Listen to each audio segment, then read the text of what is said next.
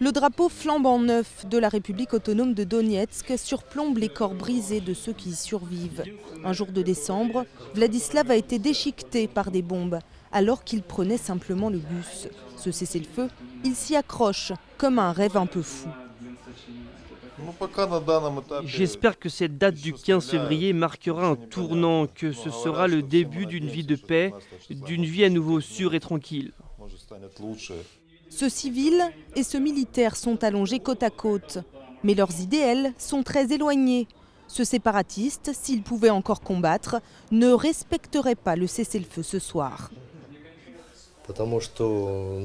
Non, parce que notre patrie n'est pas encore libre et parce qu'une partie de notre peuple est encore aux mains des bouchers ukrainiens.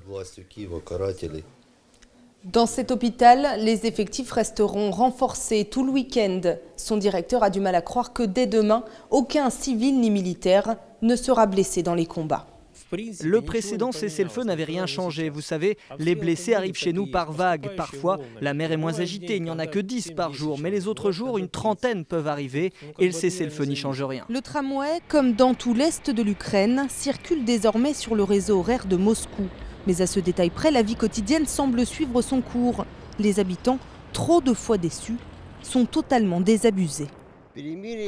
La vraie question est, quel est le but de ce cessez-le-feu? Est-ce qu'ils veulent juste regrouper leurs forces? Si c'est le cas, les combats se calmeront un temps. Mais non, cela ne mettra pas fin à ce conflit.